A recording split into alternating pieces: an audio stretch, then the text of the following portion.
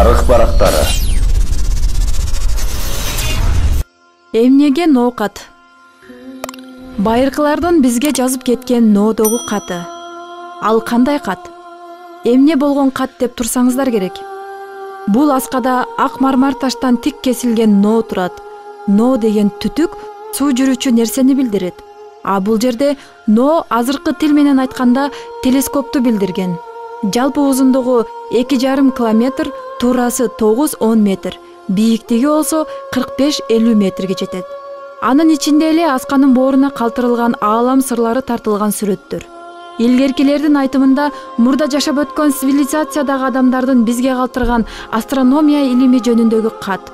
Бул сырдуу каттын жалпы аянты 486 квадрат чарчы метрге барабар. Кыргыз басып өткөн жерлеринде саймалуу таштарга калтырган тарыхый эстеликтерди баарыбыз эле билебиз. Бирок мындай сырдуу байыркы обсерваторияны эч жерден кезиктире албайбыз. Жада калса Каракол шаарында баяндап кеткен майя элдеринин обсерваториялары да мындан жашыраак болсо керек. Бул жерде байыркылар ааламды, асмандагы галактикаларды тартышкан. Ай, күн, жылдыздардын элестерин чагылдырышкан. Бул сүрөттөлүштөр байыркы адамдардын жашоо мыйзамы, астрономиясы, бай мурасы, философиясы, ай күндөрүн, календары экенин билсек болот. Ошондон улам бул жер космос мейкиндигин изилдей турган борбордук обсерватория болгондугу чындык. Тарыхта Ноокат шаарынын ордунда Даван мамлекети болгондугу да айтылат. Ага далил Ош Ноокат жолундагы ашуунун аты Даван экенин баарыбыз билбесек керек.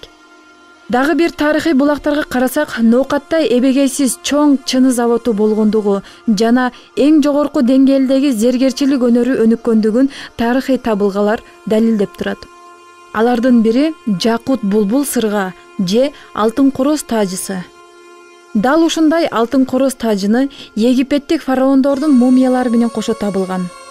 Ал эми бизден табылган баа жеткис экспонаттар Санкт-Петербургдагы Эрмитаж музейине окумуштуу Заднепровский аркылуу барып калган. Учурда мындай чачылып жок болгон баалуу экспонаттарыбызды өзүбүзгө кайтарууга убакыт келип жетти жана кароосуз калып талкаланып бараткан байыркылардын бизге калтырган сырдуу ноодогу каттарын корукка алууга муктаж экендигин айтып кетебиз. Эң негизгиси бул ыйык аймак Кыргызстандын, Орто Азиянын, кала берсе ислам дүйнөсүнүн тарыхында өз ордун ала турган жер. Жалпы алганда бул кереметтер тез арада изилденүүгө, терең реставрацияга муктаж. Мына ошентип байыркылардын баа жеткис каты аркылуу Ноокат шаары болуп аталып калган.